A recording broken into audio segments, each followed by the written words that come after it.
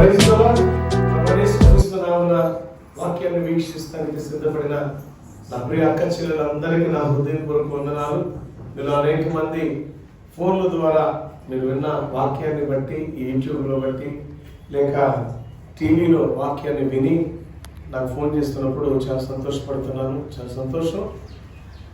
ఈరోజు మనం ధ్యానం చేయబోతున్న ఒక అంశం ఏంటంటే, సంఘాలను చెదరగొట్టే కాపరులకు శ్రమ. మాట చూశారు ఎట్లా ఉందో? సంఘాలను చెదరగొట్టే కాపరులు అంటే సంఘాన్ని కాయవలసిన కాపరి చెదరగొడుతున్నాడు. వాడు ఎలా ఉంటాడు చెదరగొట్టేవాడు? ఒకవేళ చెదరగొట్టే గుంపులో నేనున్నానా, నువ్వు ఉన్నావా? చెదరగొట్టే గుంపులో ఒక విశ్వాసిగా నువ్వు ఉన్నావా? ఒకవేళ కాపరే కాదు, విశ్వాసులు కూడా. ఈరోజు చాలా మంది అట్లా తయారైపోయారు.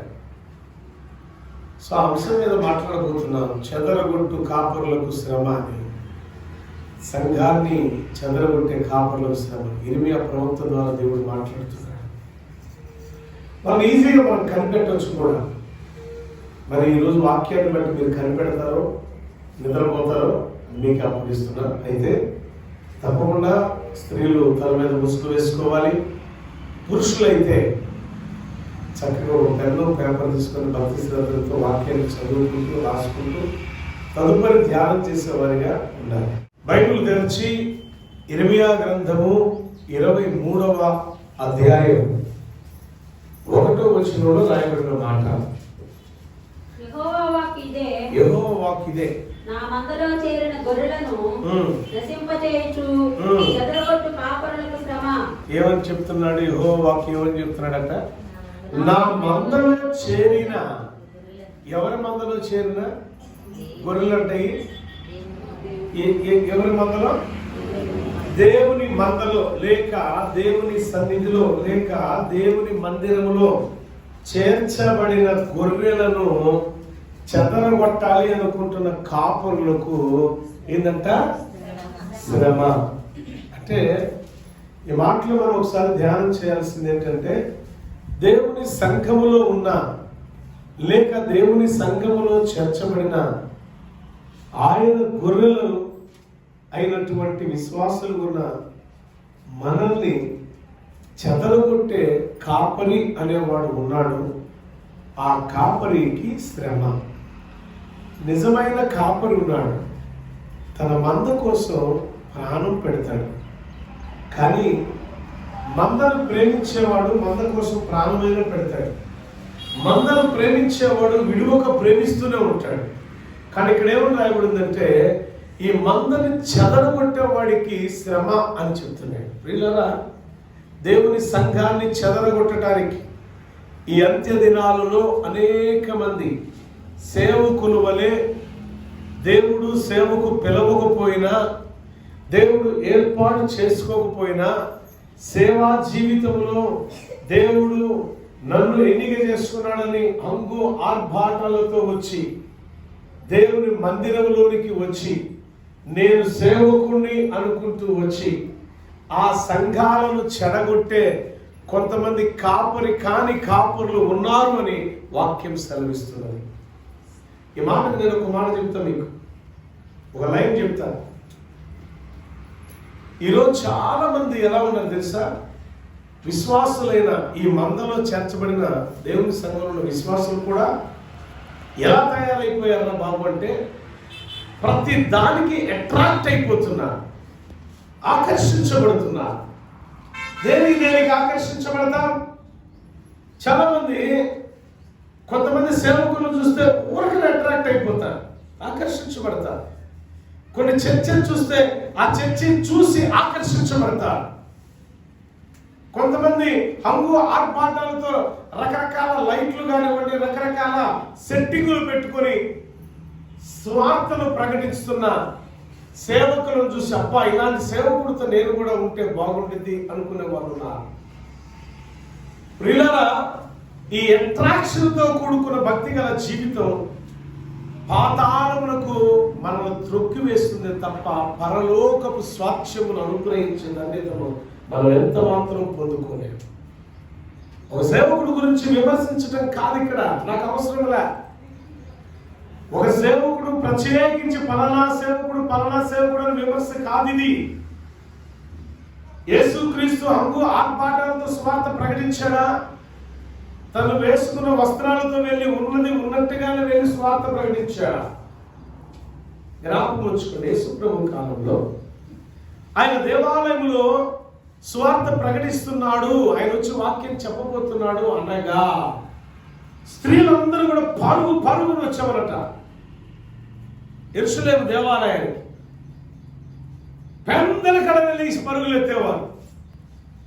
హంగులు ఆర్భాటాలు కలిగి ఉన్నారు వాళ్ళు. హంగు ఆర్భాటంతో వాళ్ళు వచ్చారా? లేదా. హంగుతో ఆర్భాటంతో వాళ్ళు రాలా. హంగు ఆర్భాటాలు కలిగి లేదు. బట్ ఈరోజు హంగు ఆర్భాటం ఎందుకు కలిగి ఉందంటే చెదిరిపోవటానికి కలిగి ఉన్నారు. విశ్వాస జీవితంలో చాలా మంది చెదిరిపోవడానికి ఇష్టపడుతున్నారు విశ్వాసులు. ఎందుకంటే చెదలగొట్టే కాపరులు నీ దగ్గరకు వచ్చారు కాబట్టి. వాళ్ళలో ఉన్న 3 రకాల గుణాలు కూడా చెప్తా ఈరోజు మీకు. మీరు చాలా మంది సేవకులు చూసి అనుకుంటారు ప్రతోడు మంచి సేవకుడే మంచి మార్గాన్ని బోధిస్తున్నాడు అని అనుకుంటారు. లేదు, ఏర్పాటు చేయబడిన వారు కొందరే, పిలువబడిన వారు. ఎవడంతలో కాదు సంఖ్యలో బ్యాగ్ తగిలించుకునే వాళ్ళు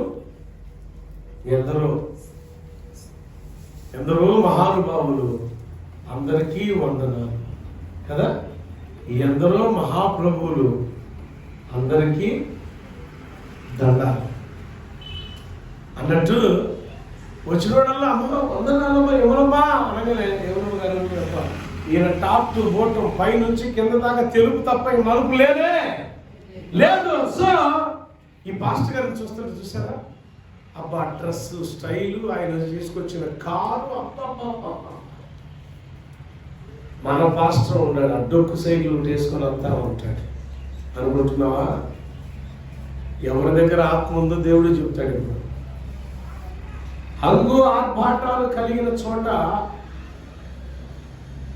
నీ సొగసు చూడతరమా అన్నట్టు ఈ భూమి మీద దేవుడు ఏదేను వనమును సృష్టించినప్పుడు, నాటినప్పుడు వనములో అనేక రకాల వృక్షజాలాలు ఉన్నాయి.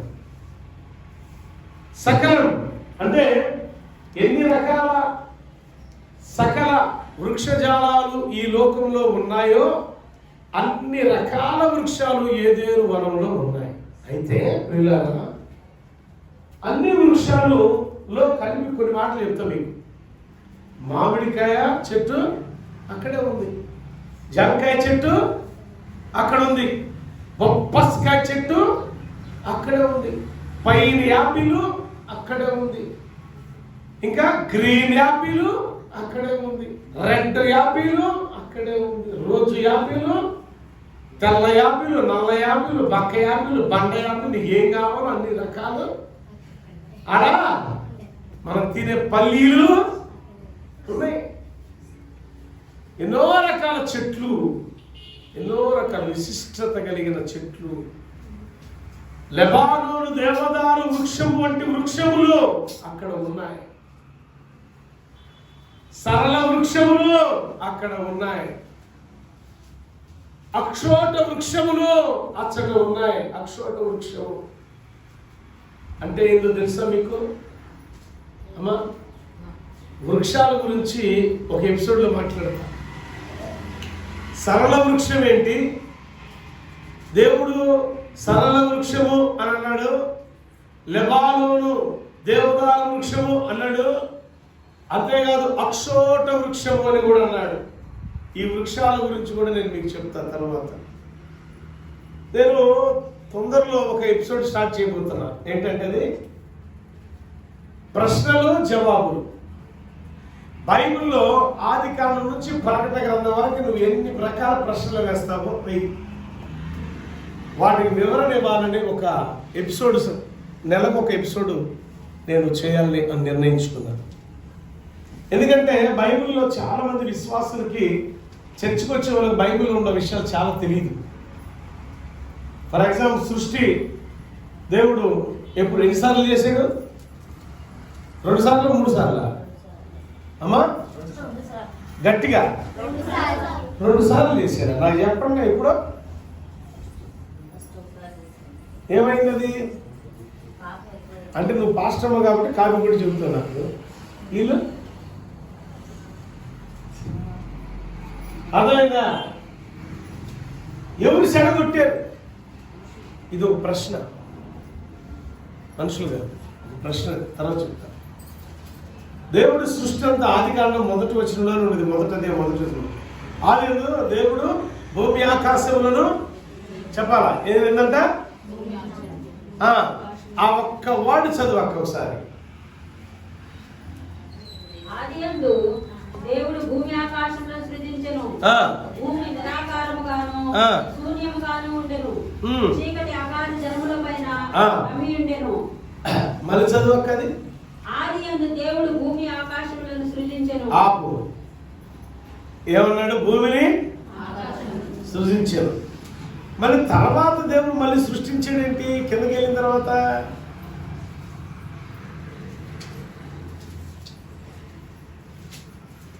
6వ వచనం 7వ వచనం చూడు ఒకసారి. మరియు దేవుడు జలముల మధ్య ఒక విశాలము కలిగి ఆ జలములను ఈ జలములను వేరుపరచును కాకని పలికెను. దేవుడు ఆ విశాలమును చేసి 5వ వచనం చదువు. దేవుడు వెలుగునకు పగలనియు చీకటికి రాత్రి అనియు పేరు పెట్టెను. అంటే రెండోసారి మళ్ళీ అది. మొదటిది ఏమైపోయింది? వీళ్ళ చాలా మందికి డౌట్స్ ఎన్నో ఉన్నాయి. మొదటి సృష్టి ఏమైపోయింది? ఇది ఒక ప్రశ్న. తర్వాత దేవుడు మన సృష్టి ఎలా చేశాడు అంటే, మొదటి సృష్టి కొంతమంది అంటారు అది నేలలోకి తొక్కివేయబడింది అని. ఎవరు వచ్చి తొక్కారు నేలలోకి? కొంతమంది అంటారు ఆ సృష్టి అంతా పాడైపోయింది అని అంటారు. ఎవరు పాడు చేశారు? ఎన్నో రకాల ప్రశ్నలు. ఇలాంటి ప్రశ్నలు మీరు కూడా ప్రిపేర్ చేసి పెట్టుకోండి, నాకు వాట్సాప్ చేయండి, ఖచ్చితంగా ఎపిసోడ్ నేను మాట్లాడతాను. అంతేకాదు బైబిల్లో ఇంకో ప్రశ్న మీకు కూడా ఇక్కడ కూర్చున్న వాళ్ళందరూ కూడా చెప్తున్నా. ఏదైనా తోటలో ఎన్నో రకాల వృక్షాలు ఉంటే ఆ మంచి చెడులను తెలిపే వృక్షం దగ్గరకే ఎందుకు వెళ్ళింది? ఎవరు వెళ్ళారు? ఆమె తినకుండా ఉంటే మనకి తెప్పులు ఉండేయా అమ్మా? అసలు దేవుడు అది నాటకుండా ఉంటే తెప్పులు ఉండే మనకి ఎందుకు నాటాడు? దేవుడిని అడగాలి మనం గట్టిగా. అడుగుదామా? అడుగుతారా? అసలు దేవుడు నిజంగా వాస్తవం మాట్లాడుకుందాం మనం. ఆయన నాటకపోతే అది తినేది కాదు. ఏమన్నా చెప్పమ్మా, సునీతమ్మ చెప్పు. అవునా జయశ్రేఖ? నాటకపోతే తినేది కాదు, ఎందుకు నాటాడు? ఇది ప్రశ్నే. చెప్తా మీకు. సరే నాటాడు పో. దేవుడు ఒక మాట చెప్పాడు, జీవవృక్ష ఫలమమ్మ తిను, క్షేమం ఉంటావు, నాతో కలిసి ఉంటారు, మీరు బతుకుతారు అన్నాడు. ఇది మంచి చెడు తెలిపే వృక్షము, దీన్ని తినవు, చచ్చిపోతావు తిన్న రోజు అంట. మనిషి బతకాలని కోరుకుంటాడా, సావాలని కోరుకుంటాడా? మరి ఎందుకు వెళ్ళి సావడానికి ఆ ఫలం దేవుడు చెప్పాడా? దేవుడు చచ్చిపోతాడని అంటే నీకెంత చెప్పాలి? చెప్పినా కానీ నీకెంత ఉందో తెలుసా? అంటే మీకెంత అంటే మనిషికి మన వాళ్ళు అంటారు, అరే వీడికి ఎంత బలుపు, వీడు చెప్పిన ఎంత చెప్పిన ఎంటలేదంట. దేవుడు చెప్పాడా లేదా? అంటే ఏమంటారు దీన్ని? నువ్వు చచ్చిపోతావని చెప్పాడు, అసలు ఎట్లా చచ్చిపోతావు చూద్దాం అని తిన్నంటే ఏమంటారు? అమ్మా తిన్నదనుకో పోయి మళ్ళీ వాళ్ళ ఆయనకి భద్రంగా దాచుకొని ఇగయ్యా కాయలు బాగుంటుంది తెలుసా, తిను.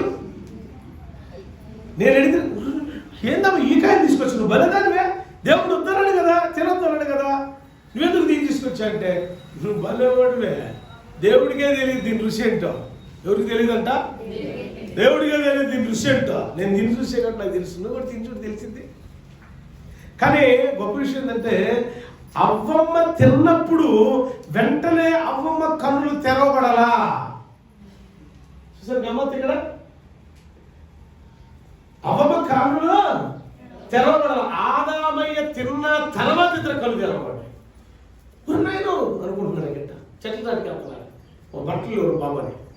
అయితే ఇక్కడ నా ప్రశ్న ఏంటంటే, ఎందుకు మంచి చెడుల వృక్షము అంటే జ్ఞాన వృక్షము అని పలకొచ్చు? దాన్ని జీవ వృక్షం ఒకటి ఉంది, జ్ఞాన వృక్షం ఒకటి ఉంది. జీవ వృక్షము ఫలం వచ్చేసి తింటే మరణమే ఉండదు. జీవ వృక్షము నెలకొక్కసారి కాపు ఉంటా ఉండేది. అంటే 12 నెలలు సంవత్సరానికి 12 కాపులు ఇచ్చింది. దాని ఆకు ఎప్పుడు వాడవరిపోదు, ఎండిపోదు. జీవవృక్షం యొక్క చెట్టు యొక్క ఆకు అసలు దానికి ఎండటం అంటే ఏంటో తెలియదు, ఎప్పుడు పచ్చగా ఉండేది. ఆకు తింటే చాలు నీకున్న సమస్త విధాలైన రోగాలు పోతాయి.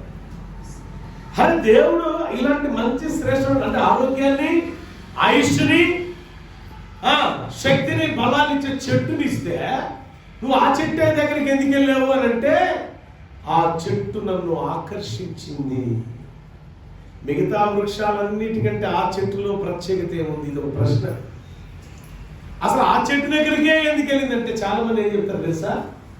సాతానుడు లాక్కెళ్ళిందే, మోసం చేసిందే. ఆడే బెటర్ నీకంటే నాకంటే చెప్పాలంటే ఎట్లా చెప్పమంటారా? వాడే బెటర్. వాడు ఆ చెట్టుకి అతుక్కొని ఉన్నాడు. ఎవరు వెళ్ళారు ఆ చెట్టు దగ్గరికి? లాక్కెళ్ళింది అమ్మమ్మని. సాధారణంగా ఏడున్నాడు? అమ్మమ్మ ఏడుంది? ఏడుండాలి? ఆదామయ్య దగ్గర ఉండాలి. ఏడకొచ్చింది? ఏడుండాల్సింది? ఏడకొచ్చింది? దేవుని దగ్గర ఉండాల్సింది. జీవవృక్ష ఫలం చెట్టు దగ్గర ఉండాల్సింది జ్ఞాన వృక్షం దగ్గరగా వెళ్ళిపోయింది. ఆ చెట్టు దగ్గరికి వెళ్ళగానే దా దా అని పిలిచి వాళ్ళందరం పార్ట్నర్స్ అమ్మా, నీకు తెలీదు, ఇదిగో ఇది ఎంత బాగుంటుంది, దీన్ని నేను అతుక్కోనున్నాను తెలుసా, నువ్వు ఇక్కడ కావాలని తిని చూడు అని తినిపించిందని అవ్వ మీద బురద వేసింది. అవ్వమ్మ ఏం చేసింది? సాధారణ మీద వాడి పాత్ర ఎంత ఉందో అవ్వమ్మ పాత్ర కూడా అంతే ఉంది. ఎందుకు అవ్వ ఆ చెట్టు దగ్గరికి వెళ్ళింది? ఈ ప్రశ్న నెక్స్ట్ ఎపిసోడ్లో చెప్తాను. జ్ఞాపకం చేసుకోండి. అలాగే ఆ చెట్టుని ఎలా ఆమె దగ్గరికి వెళ్ళి చూసిందో చాలా మంది ఈరోజు క్రైస్తవ జీవితంలో జీవిస్తున్న విశ్వాసులు చాలా మంది అట్రాక్షన్ ఇచ్చే సేవకుల దగ్గర పరుగులు పెడుతున్నారు, సంఘాన్ని వదిలిపెడుతున్నారు. కలి పెంచిన సంఘాన్ని విడిచిపెట్టిన వాడు ఎవడైనా సరే వాడు భ్రష్టుడే. నిన్ను పెంచి పోషించిన సేవకుడు వదిలిపెట్టావంటే నువ్వు గౌరవం లేని వాడవే. ఇన్ని సంవత్సరాలు నా సేవకుడు నా కోసం ప్రార్థన చేశాడు, నీ కోసం నా సేవకుడు దేవుడు అంటాడు. నీకుండా నా సేవకుడు నా కోసం ప్రార్థించాడు, నీకు లేదు, బట్ దేవుడికి ఉంది. ఈ సేవకుడు ఈ సంఘం కోసం ప్రార్థన చేశాడు, ఈ సంఘం కోసం ప్రార్థన చేశాడు. సంఘము అంటే సమూహము, సమూహం అంటే ఒక గుంపు. ఈ సంఘంలో ఉన్న ప్రతి బిడ్డ కోసం రాత్రి శనివారం రాదు కదా, నాది అజయ్ వంతు, ప్రతి బిడ్డ కోసం మేము ప్రార్థన చేస్తున్నాం. ఎందుకు తెలుసా? సేవకుడి యొక్క బాధ్యత. గొర్రెల కాపరి గొర్రెల్ని జాగ్రత్తగా కాచుకోవాలనే బాధ్యత. జాగ్రత్తగా కాపు కాయాలి. అవసరమైతే ఆ గొర్రెల కోసం ప్రాణమైనా పెట్టాలి. అంతేగాని నీ హృదయాన్ని చెదరగొట్టే మనసులు ఎలా ఉంటాయి తెలుసా? ఒకసారి చూపిస్తాను చూడండి వాక్యంలో. ఈ చెదరగొట్టే కాపర్లు, ప్రాణమిచ్చే కాపర్ల దగ్గరకు ఉండాల్సింది నువ్వు చెదరగొట్టే కాపర్ల దగ్గరకు బయలుదేరుతావు. అట్రాక్షన్ చూసుకొని అమ్మమ్మ బయలుదేరు. నీ జీవితం లాస్ట్కి ఏమైపోతుందో ఒకసారి ఆలోచించుకో. నీకోసం కన్నీరు కార్చే సేవకుడు అంటే నీకు చాలా చులకన కావచ్చు, బట్ దేవునికి చులకన కాదు. దేవునికి ఇష్టడైన వాడు. ఆయన అడిగితే ఏదైనా దేవుడు ఇవ్వగలడు అంతే. ప్రియులారా, అట్రాక్షన్ వైపు పరిగెత్తుతూ ఒక సంఘానికి నువ్వు వచ్చేసావు. స్థిరపడి ఉండో, బలపరచబడతావు.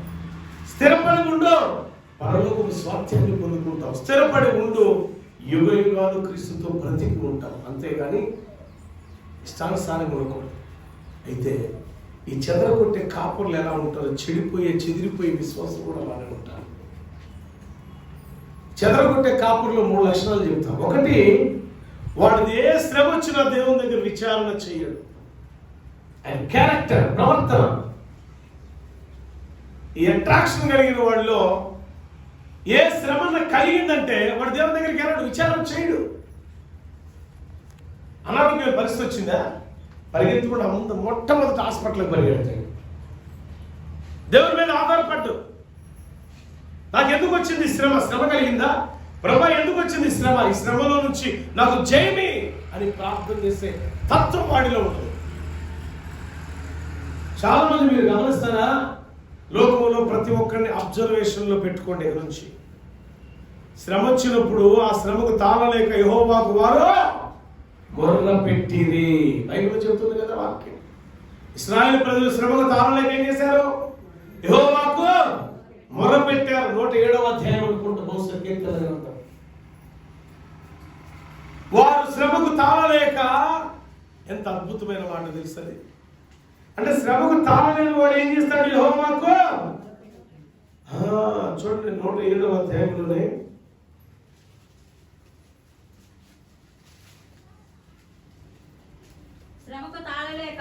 ఎన్నో వచ్చిన ఒక చదువు చెప్పాక కొద్దిగా 28వ వచనం చూడండి ఒకసారి. 107:28. శ్రమకు తాళలేక వారు యెహోవాకు ఏం చేయాలి? శ్రమ వస్తే సేవకుడైన వాడైనా విశ్వాసైన సేవకుడైనా ఏం చేయాలా? దేవునికి మొరపెట్టాలి, ప్రార్థన చేయాలి. యాకోబు రాసిన పత్రికలో మీలో ఎవరికైనా శ్రమ సంభవించినా వాడు ప్రార్థన చేయవలెను అనుంది కదా. అయితే చెదరగొట్టబడిన మనస్సు కలిగిన సేవకులు, అంటే దేవుడు పిలవకుండా సేవకు వచ్చే సేవకులు, వాళ్ళ శ్రమ కలిగితే ప్రార్థన చేయరు, శ్రమను తప్పించుకోవడానికి ప్రయత్నాలు చేస్తారు. ప్రయత్నాలు చేసి చేసి విఫలమై దెబ్బకు చచ్చి కూర్చుంటారు. వాక్యం ఏం చెప్తుంది వారి గురించి? 10వ వచనం 23వ అధ్యాయం ఇర్మియా గ్రంథం 10వ వచనంలో చూద్దాం ఒకసారి. దేశము దుర్చారులతో నిండి ఉన్నది, జనుల నడవడి చెడ్డదాయను, వారి శౌర్యము అన్యాయమునకు ఉపయోగించుచున్నది. ఇర్మియా గ్రంథం 23వ అధ్యాయము 10వ వచనం ఒక లేదా ఒక్క నిమిషం నేను కూడా తీస్తా.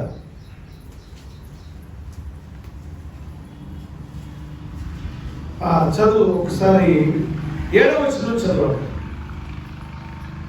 సరే సరే సరే సరే.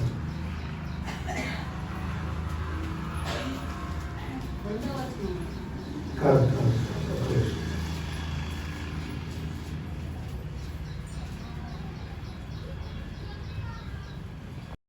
23వ అధ్యాయం 9వ వచనం చదవండి. ప్రవక్తలను గూర్చినది యెహోవాను గూర్చి ఆయన పరిశుద్ధమైన మాటలను గూర్చి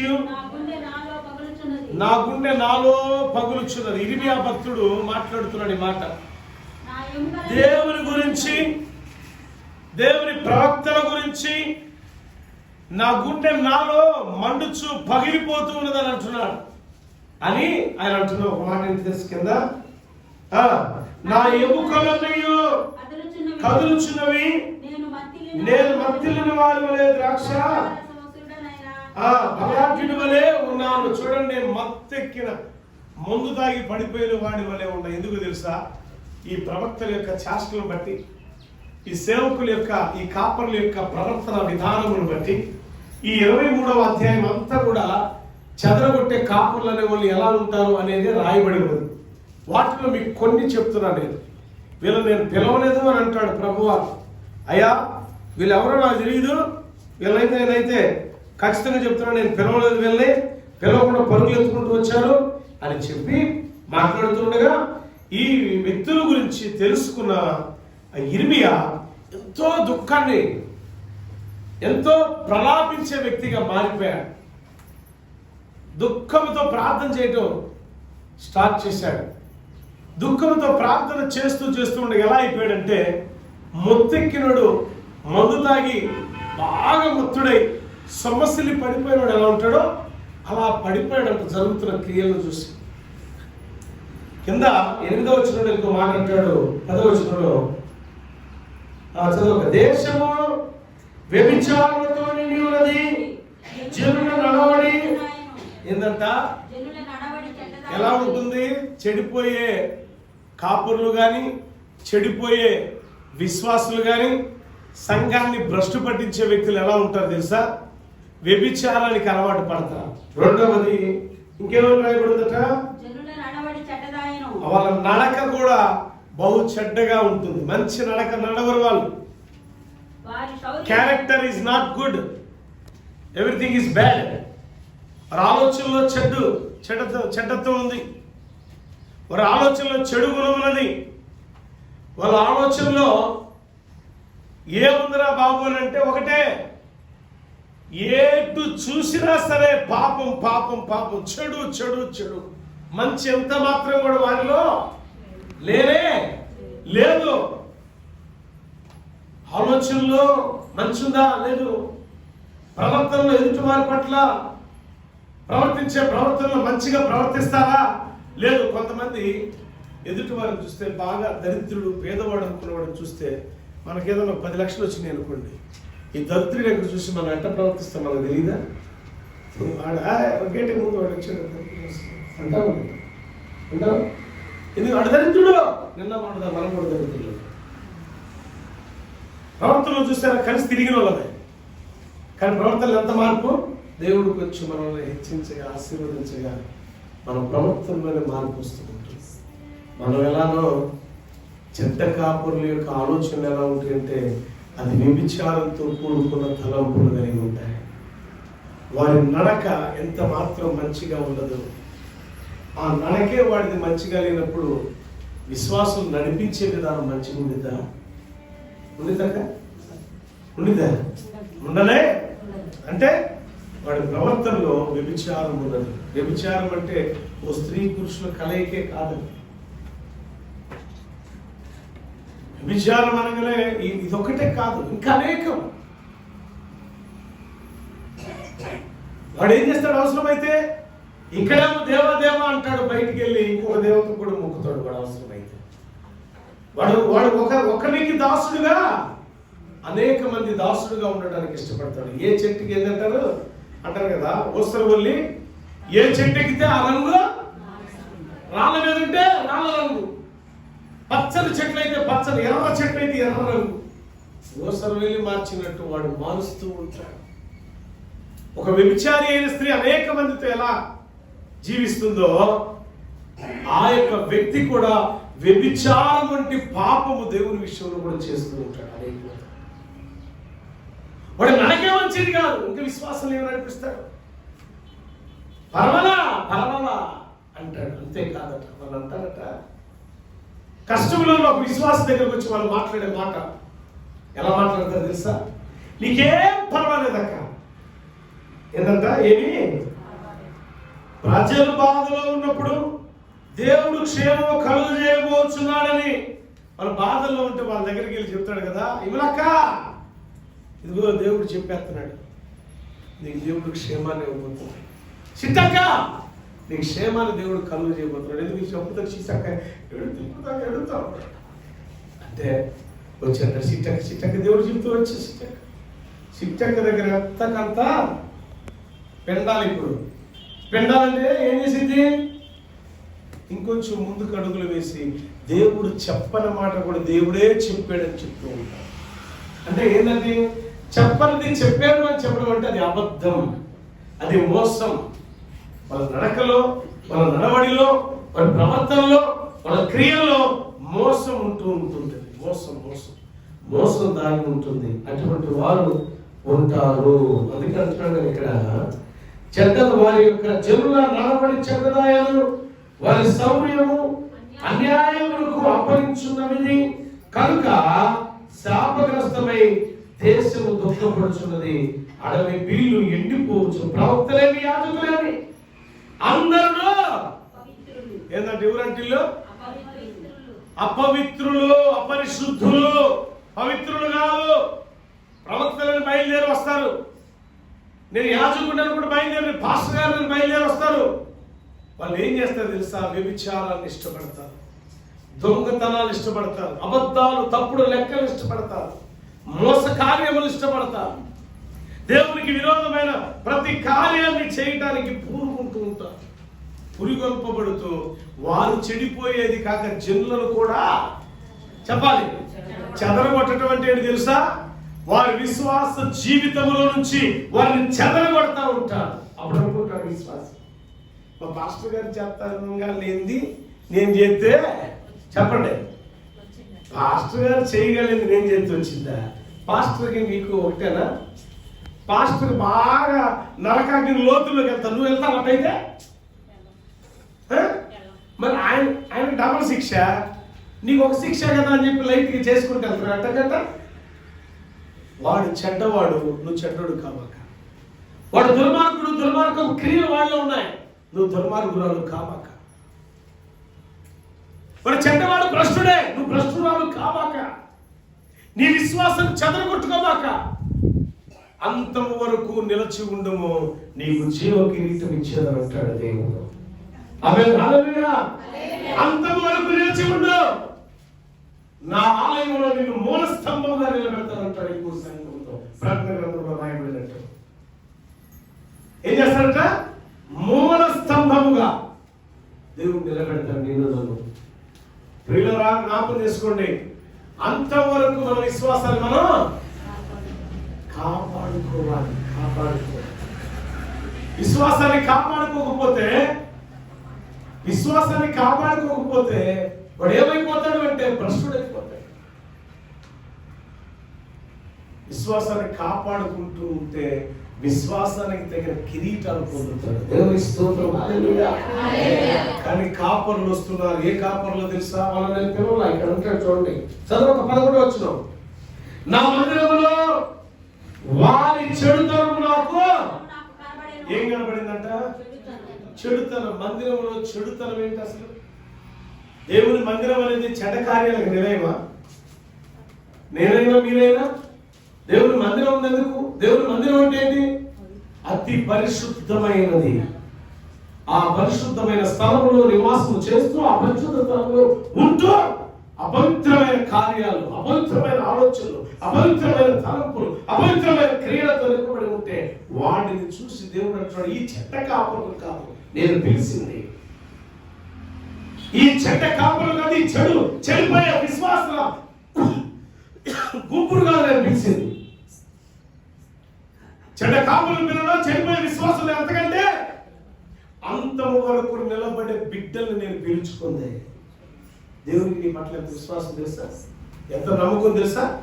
అంతవరకు విశ్వాస జీవితంలో నువ్వు నిలబడి ఉంటావని దేవుని నమ్మకం అయితే ఆ నమ్మకాన్ని చెడగొడుతున్నావు. కొంతమంది కాపరులు నమ్మకమైన కాపరిగా, నమ్మకమైన సేవకుడుగా ఇదిగో సేవ చేయ సంఘాన్ని అప్పగిస్తే ఆ సంఘాన్ని భ్రష్టత్వం పట్టిస్తూ ఉన్నావు. నీకు ఇష్టం వచ్చిన మాటలు, వాక్యాన్ని కాదు బోధ చేసేది. అత్త గొడవలు ఏం చేస్తారు? అందరు గొడవలు ఎలా ఉంటాయి? అన్నదమ్ములు ఏం చేస్తున్నారు? వాళ్ళ గొడవలు ఎలా ఉంటాయి? తోడు గొడవలు ఏమంటారు? వాళ్ళ గొడవలు ఎలా ఉంటాయి? ఇరుగు పొరుగు వారి గురించి వాళ్ళ గొడవలు ఎలా ఉంటాయి? ఈ బోధలు ఎక్కువైపోతాయి. ఏంటి తెలుసా? హాస్యాస్పదమైన బోధలు, కామెడీ బోధన దేవుడు చేయమందే. దేవుడు వాక్యాన్ని ప్రకటించడానికి సేవకుడు పిలిచేది లేక ఆ ఇంటి మీద సొరకాయ ఎట్టుందో, ఈ ఇంటి మీద దొండకాయ ఎట్టుందో చూడటం కోసం దేవుడు చెప్పింది సేవకుడికి. సేవకుడు భ్రష్టుడైతే ఈ మాటలు వస్తాయి. సేవకుడు నిజమైన పరిచారకుడుగా ఉంటే, మంద కోసం ప్రాణం ఇచ్చే సేవకుడు అయితే వాక్యాన్ని బోధిస్తాడు, కానీ వ్యర్థమైన మాటలు ఒక్కటి కూడా బోధించడు. యూట్యూబ్లో కానీ మీరు ఎక్కడ చూస్తున్న వాక్యం, ఎక్కడ వింటున్నా వాక్యం కాకుండా ఇంకొకటి బోధ చేస్తున్నాడంటే కూడా చెడ్డ కాపరే. ఉపమాన రీతిగా సాక్షార్థమైన కొన్ని చెప్తారు సేవకులు. దేవుడు ఇష్టపడతాడు వాటిని. ఎందుకు తెలుసా? దేవుడు చేసిన కార్యాలను బట్టి సాక్షార్థంగా వాక్యాన్ని బట్టి ఉపమానం చెప్తున్నావు కాబట్టి దేవుడు ఇష్టపడతాడు.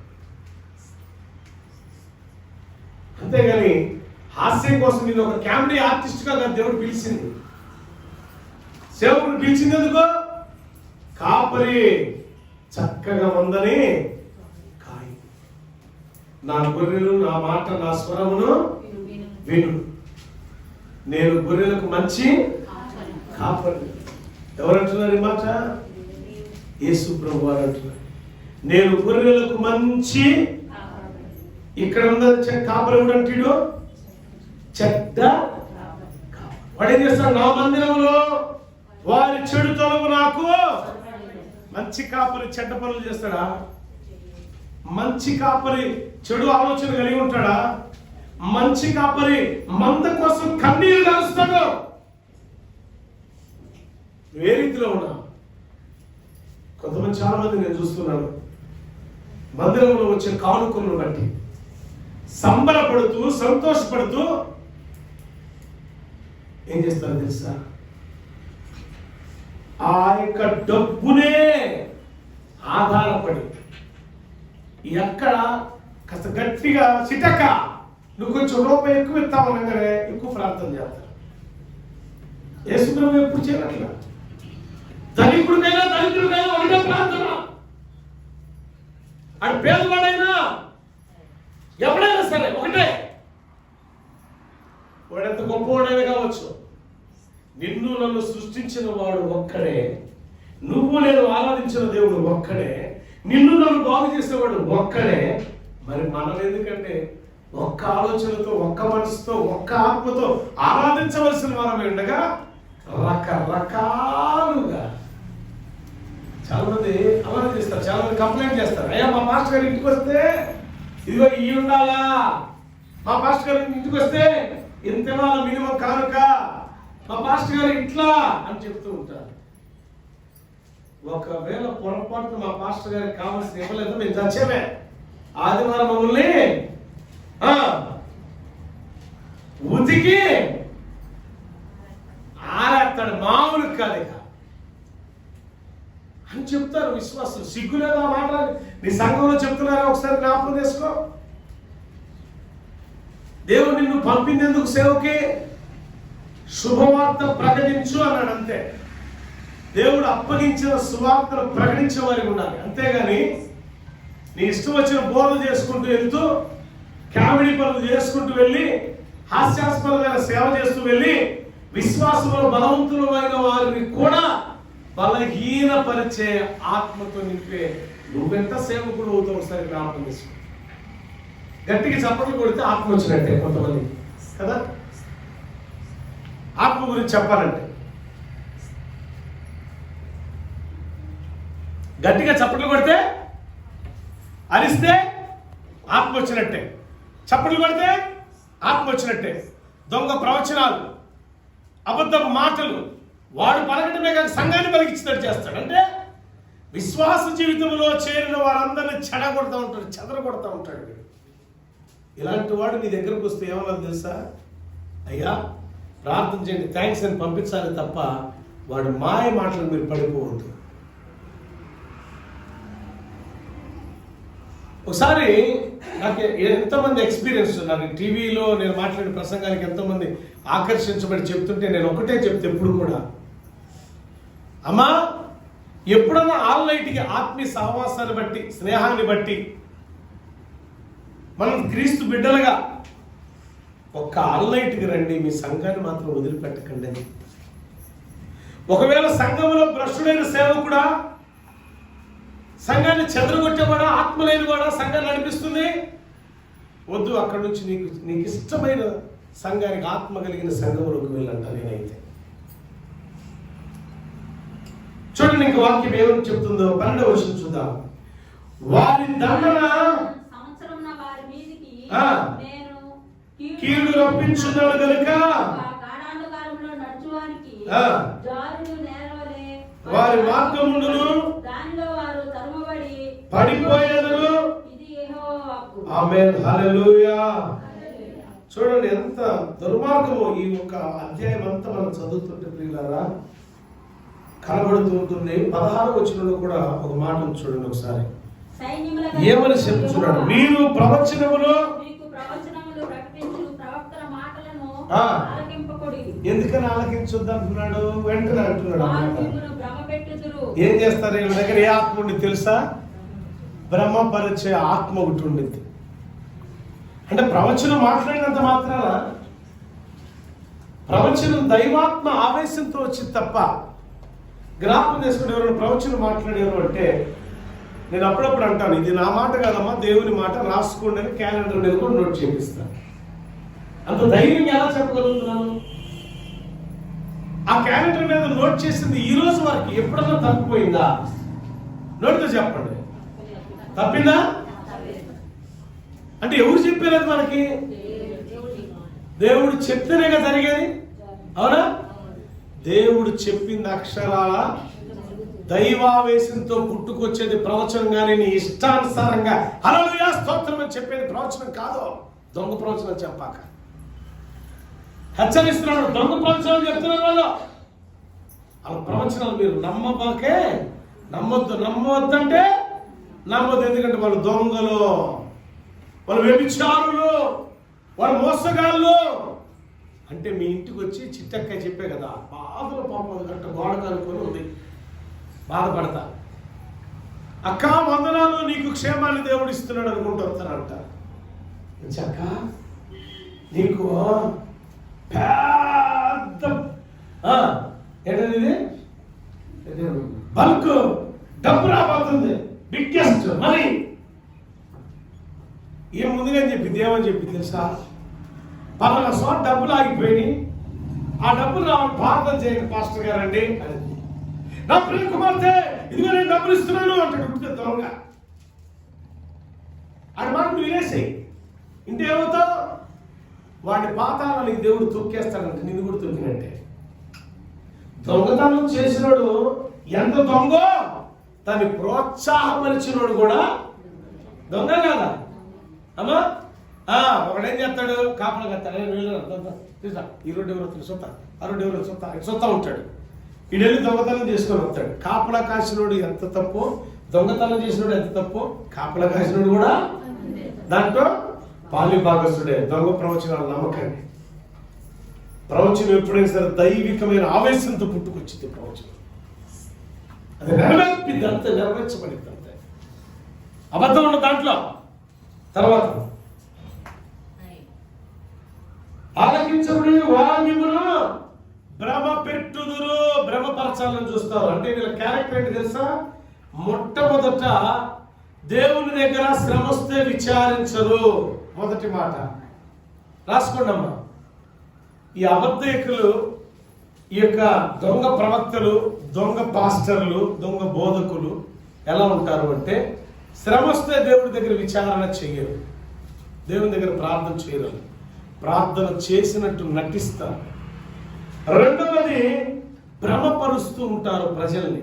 ఏ విధంగా భ్రమపరుస్తారంటే, ప్రవచనాలు మాట్లాడి జరగబోతున్న సత్యం ఇదే కన్నా, జరగబోతున్న సత్యం ఇదే, దేవుడు నిన్ను గొప్పగా దీవించబోతున్నాడు అంటాడు. వీడంటాడు, అమ్మో ఇంతవరకు మా పాత్ర గారు కూడా చెప్పలా, ఈయన చెప్పాడు నిజమైన ప్రవక్తనే అని అంటాడు.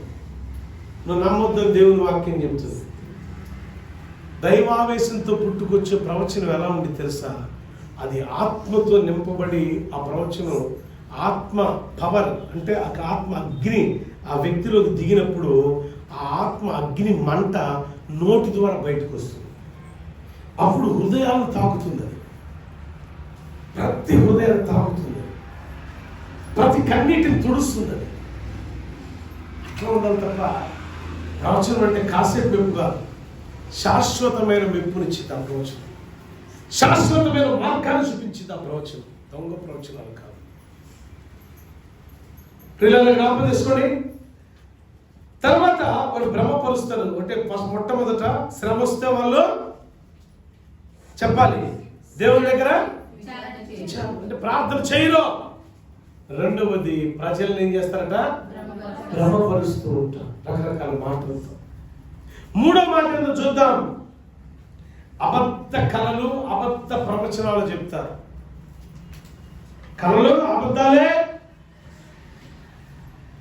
ఇంకా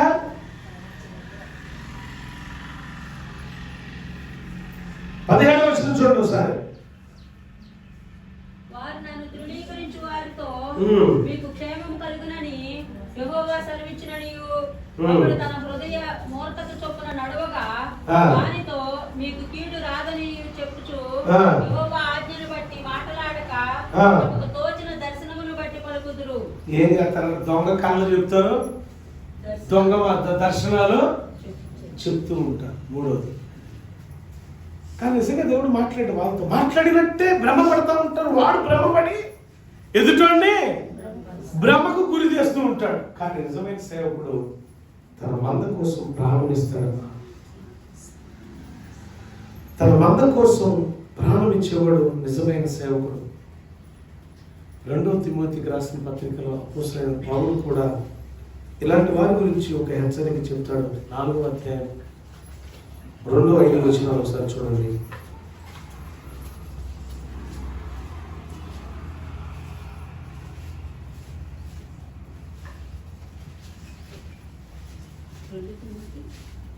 నాలుగు 2వ తిమోతి 4వ అధ్యాయం 2-5 వచనాలు. వాక్యమును ప్రకటించుము, సమయమందును అసమయమందును ప్రయాసపడుము, సంపూర్ణమైన దీర్ఘశాంతముతో ఉపదేశించుచు ఖండించుము, గద్దించుము, బుద్ధి చెప్పుము. ఎందుకనగా జనులు హితబోధను సహింపక చెవులు గలవారై, ఏం చెవులు అంటే దురద చెవులు గలవారై తమ స్వకీయ దురాశలకు అనుకూలమైన బోధకులను తమ కొరకు పోగు చేసిరి. అబ్బా, సత్యమునకు చెవి యొక్కక కల్పనా కథలకు తిరుగు కాలము వచ్చును. ఆమేన్, హల్లెలూయా. చూడండి, సత్యమునకు చెవి యొక్కరు వీళ్ళు, కల్పనా కథలకు మాత్రమే చెవి యొక్కుతారు. కల్పనా కథలు బోధించే సేవకుల వైపే అట్రాక్షన్. నేను మొదట్లో చెప్పే మీకు అట్రాక్షన్, పంపు ముంచేది అట్రాక్షన్. టీవీలో గొప్పగా హంగు ఆర్భాటాలతో చెప్తే నేను టీవీలో చెప్తాను. టీవీలో హంగు ఆర్భాటాలు చెప్తే వాడు గొప్ప సేవకుడు అయిపోతాడు. హంగు ఆర్భాటాలు యేసు ప్రభువు వారు ఎప్పుడు చేయరా. కానీ సేవకులు ఏంటంట, కల్పన కథలు కల్పించుకొని కొన్ని కథలన్నీ చెప్పే ఆ బోధన వైపే చెవి ఎప్పుతూ ఉంటారు. కానీ దేవుడు పౌలయ్య ద్వారా తిమోతి అనే తన ఆత్మీయ కుమారుడికి చెప్తున్న ఓ సందేశం, ఒక అద్భుతమైన మాట. అయ్యా, కల్పనా కథలు చెప్పుకునే కాలం ఒకటి రాబోతుంది, జాగ్రత్త. ప్రజలు ఆ బోధ వైపు తిరుగుతారు. కాబట్టి నువ్వు సత్యాన్ని మాత్రమే బోధించు. అయితే నీవు అన్ని విషయాలలో మితముగా ఉండు, శ్రమపడు, సువార్తికుని అనిచి. నీ పరిచర్యను ఏమంటున్నాడు ఇక్కడ? శ్రమను పడు, అనుభవించు. శ్రమ అనుభవించు. శ్రమ వస్తే పారిపోయాడు సేవకుడు కాదమ్మా, శ్రమలో నిలబడిన వాడు సేవకుడు. ఎన్నో రకాల మాటలు ఇవి ఉన్నాయి. మరొక ఎపిసోడ్లో మళ్ళీ మాట్లాడుకుందాం. ఏదేమైనప్పటికీ దేవునికి విరోధమైన సేవ చేస్తూ దేవుని సంఘాన్ని కూడబెట్టిన వారిని చెదరగొట్టే వాళ్ళు అనేక మంది ఉన్నారు. ఇర్మియా గ్రంథం 23వ అధ్యాయం 2వ వచనంలో కొన్ని మాటలు మనం చూద్దాం. ఒకసారి చూడండి, చూసుకొని ముగిద్దాం. ఇశ్రాయేలు దేవుడైన యెహోవా తన జనులను మేపు కాపులను గురించి ఇలాగూ సెలవించుచున్నాడు. మీరు నా గొర్రెలను గురించి విచారణ చేయక నేను మేపుచున్న గొర్రెలను చెదరగొట్టి పారదోలి తిని, ఇదిగో మీ దుష్క్రియలను బట్టి మిమ్మును శిక్షించబోచున్నాను. ఏం చేయబోతున్నాడంట? దుష్క్రియలు. ఏ క్రియలు అంటే వాళ్ళ దగ్గర? ఆ చెడ్డ క్రియల్లో కొన్ని చెప్పాను చూసావా?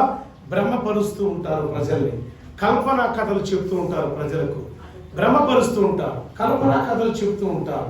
అంతేగా హిత బోధలు చెప్తూ ఉంటారు, రకరకాల బోధలు చెప్తూ ఉంటారు, సత్యానికి ఆటంకంగా మారుతూ ఉంటారు. అంతేకాదు దొంగ ప్రవచనాలు, అబద్ధ ప్రవచనాలు చెప్తూ ఉంటారు, మోస కార్యములు చేస్తూ ఉంటారు. ఇటు వారు సేవకులుగా ఉండడానికి అర్హులు కానే కాదు. వారు ఎవరంట? చెడ్డ కాపురులు. ఎందుకు చెడ్డ కాపురులు అంటే వాడి ఆలోచనలో చెడ్డతనం, వాడి ప్రవర్తనలో చెడ్డతనం, వాడి తలంపుల్లో చెడ్డతనం, వాడి క్రియల్లో చెడ్డతనం, మొత్తం దుష్టత్వంతో నింపబడి ఉంది. కాబట్టి విశ్వాసుల్ని విశ్వాస సహితమైన ప్రార్థనలో పెంచడు, విశ్వాస సహితమైన సత్యబోధను నడిపించండి. ఏం బోధ అనేది? అబద్ధ బోధ. ఏం బోధ అనేది? భ్రమపరిచే బోధ. ఏం బోధ అనేది? దేవుని దగ్గర విచారణ చేయటం కంటే వ్యతిరేకంగా నడిచే బోధ. ఇలాంటి బోధ చేసేవాడు దేవునికి ఇష్టడా? అందుకే వాళ్ళు ఏమంటున్నాడు తెలుసా? చంపేస్తారే. ఏమంటున్నాడు? చంపేస్తా. ఆశాభాష అనుకుంటున్నారు నా సేవ అంటే మీరు. చాలా మంది అనుకుంటున్నారు ఇష్టానుసారమైన సేవ చేస్తూ ఉంటారు. కావాలి కాదు, ఎవరు చెప్పడానికి రమ్మనండి. నీకు అబద్ధ బోధలు చెప్తారు, సత్యాన్ని బోధించరు, అబద్ధాన్ని బోధిస్తారు. ఉన్నట్టుగా బోధించాడు నిజమైన సేవకుడు. సత్యములు అసత్యముగా మార్చేవాడు సేవకుడు కాదు. అనుకూలమైన బోధలు చెప్పేవాడు సేవకుడు కాదు. తరం రాబోతుందట. వచ్చి ఉన్నది. చాలా మంది చూసారా, పిట్ట కథలు చెప్తుంటే, హాస్యాస్పదమైన మాటలు చెప్తుంటే కొంతమంది ఉంటారు, వాక్యాన్ని తీసుకోరు, ఏడ్చినట్టు మాట్లాడుతూ ఉంటారు. వాక్యం ఉండదు, బోధనదు. నిజంగా వాక్యం బోధ చెప్తే, నిజంగా ఈ సత్యవాక్యంలో ఉన్నది ఉన్నట్టు ప్రకటిస్తే హృదయాలు కదిలించబడతాయి. రంగుల మీద హృదయాలు తెరవలేదా? నువ్వు వాక్యాన్ని బోధిస్తుంటే ఎంతమంది హృదయాలు తెరవబడుతున్నాయి? జ్ఞాపకం చేసుకోండి. అబద్ధ బోధలు, భ్రమపరిచే ఆత్మలు, ఇవన్నీ కూడా భ్రష్టత్వానికి నడిపిస్తున్నాయి. ఎందుకు చెప్తున్నాను తెలుసా? మీరు టీవీలో చూసో, వాల్ పోస్టర్లో చూసో పరిగెడతా ఉంటారు. అప్పుడప్పుడు వాడు దైవాత్మ కలిగిన సేవకుడా కాదని తెలుసుకోలేకపోతూ ఉంటారు. చాలా మంది నాకు కనబడితే, ఏంట్రా బాబా, అయ్యా ఏంటి ప్రార్థన రావట్లేదంటే ఒక ఆయన అన్నాడు, లేదండి నేను ఎక్కడికి వెళ్తున్నాను, పలానా అడైతే నాకేమి ఇచ్చారు, ఇది ఐడి కార్డు కూడా ఇచ్చారు. ఏం కార్డు ఇచ్చారు? ఇంకొక ఆమెను అడిగా, ఎక్కడికి వెళ్తారక్క మీరు అని చెప్పి అడిగా. అక్కడికి వెళ్తాం, అడైతే ఏం చూడొచ్చంట, తెర మీద బొమ్మ చూడొచ్చంట. ఇది నేను ఇంకో సేవకుడు ఉన్నప్పుడు జరుగుతున్న డిస్కషన్ అనమాట. అదేంటి మీ ఊర్లో మందిరాలు ఇవ్వ అన్నారు. ఉండే కానీ అక్కడంటే కొంచెం మనం ఫేమస్ కదా. నేను ఆడికెళ్ళామని ఆ విమర్శలు కాదు నేను చేస్తాను. నీకోసం కన్నీరు గార్చే సేవకుడి దగ్గరికి వెళ్తున్నావా, ఎక్కడికి వెళ్తున్నావు? నువ్వు ఆడదైతే నాకెందుకు, అంతే కదా.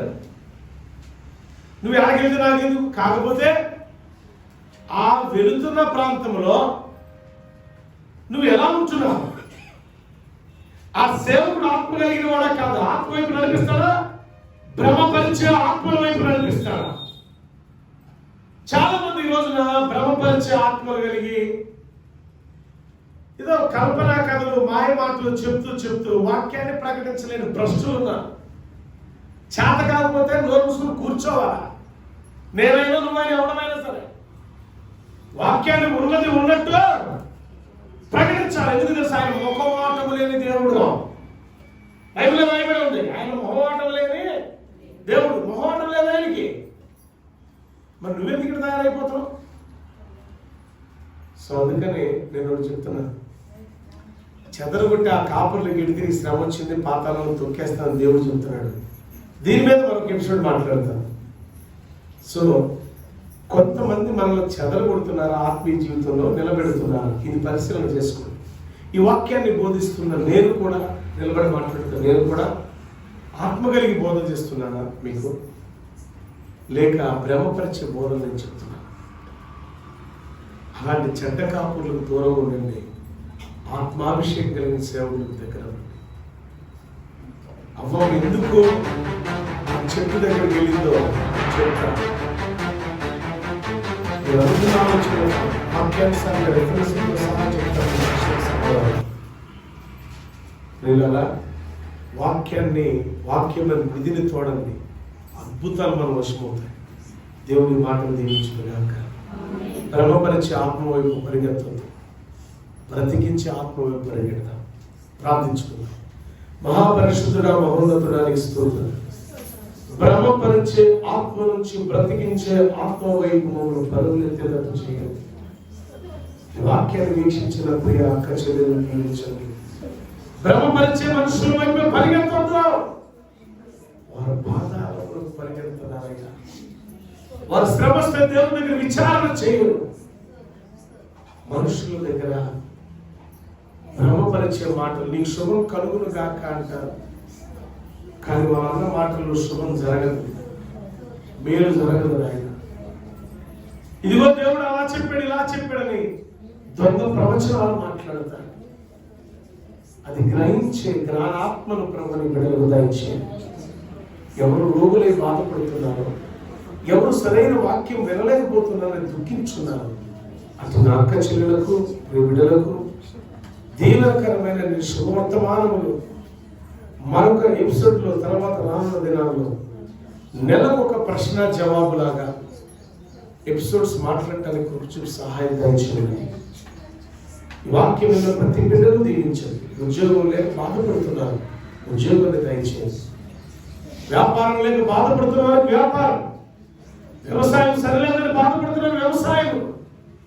బిడ్డల విషయంలో కుంగిపోతున్న తల్లిదండ్రులకు ఆదరణ దయచేయండి. కొంచెం సహాయం దయచేయమని యేసునామములో అడుగుచున్నాను తండ్రి. ఆమేన్. Praise God. God bless you all. ఒకటి జ్ఞాపకం చేసుకోండి, pastor Sadhana ministries international YouTube subscribe చేయండి. అదేవిధంగా ఈ మెసేజ్ మీరు ఎంతమందికి ఫార్వర్డ్ చేస్తారో చూద్దాం. నా నెంబర్ 9502454334. గుర్తుంచుకోండి, 9502454334.